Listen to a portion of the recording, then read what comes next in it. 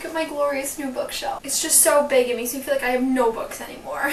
So today I thought I'd break up my videos and make a non-tmi video just because I know a lot of my subscribers aren't big shadow hunters. So here is the book scavenger hunt tag. First on the list is a book title or author's name with a Z in it. I don't have any book titles with a Z in it, so I picked The Program by Suzanne Young with the Z in Suzanne. This is like a hard one to start off with. Second is a classic. Now, I'm not a big fan of classics. I don't really own any, and I just like more innovative and new books. But I picked The Hobbit because I feel like that is definitely a classic, and I really did enjoy this book. A book with a key on it. I don't have a key, but I have a keyhole.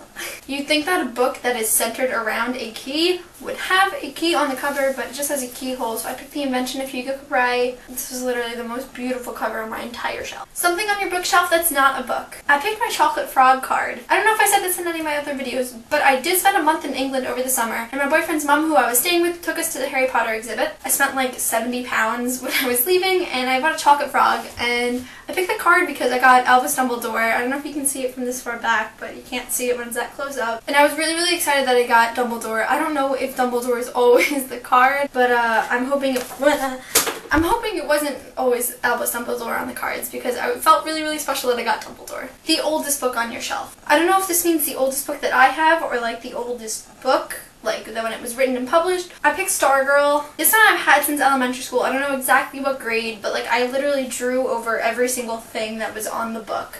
So this one is probably the oldest one on my shelf. A book with a girl on the cover. Do I want to use another Mortal Instruments like I always do? No, I'm going to try and make this non-Mortal Instruments.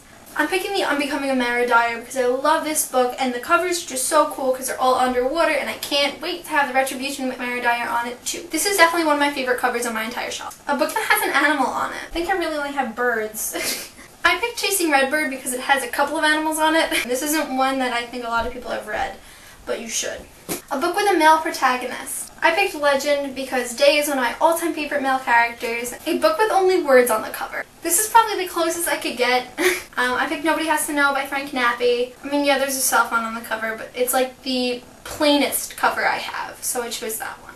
A book with illustrations in it. Alright, I know I said I wouldn't use the Mortal Instruments in it, but technically this is just the same author, so I picked The Shadowhunters Codex by Cassandra Clare. The last few pages are like just illustrations. Just trying to get it. So yeah. A book with gold lettering. This is like all of them. I guess I consider this gold. I picked Beautiful Chaos because in the Beautiful Creature series, each book has a different main color. And so this one is gold. Find a Diary. This is probably the closest I have, but it's Unite Me. It's the two novellas, Destroy Me and Fracture Me from the Shatter Me series, but in the back is Juliet's journal. It is a fictional one, but it still counts for this. So I picked Juliet's journal from the Unite Me book. Find an author with a common name. I don't know if it had to be a common first and last name, but I picked The Fault in Our Stars by John Green because I think John is one of the most common names in the entire universe. Find a book with a close-up on the cover. I picked This Song Will Save Your Life. It's probably the most close-up picture I have of something on a cover, and I love this cover. Find the book on your shelf that takes place in the earliest time period. So I picked Clockwork Angel by Cassandra Clare because it takes place in the 1800s. My room is so hot I can't take it. Find a hardcover book without a jacket. I don't think I have any. I think all of mine have jackets, so I can't really do that one. Find a teal or turquoise book. I get teal, turquoise, and aqua mixed up all the time, but I think Ignite Me is one of those, and it's one of the prettiest covers. A book with stars on it. Well, I found a book with a star on it. Well, The Boy Next Door has a star on it. I haven't read this book yet because it literally just came in the mail 10 minutes ago. I'm not kidding. So technically this has stars. I don't know if it had to be plural, but there is a star on this book. And finally, a non-YA book. Normally I would have said no, but Harry Potter is a children's book. I'm pretty sure it's not considered young adult.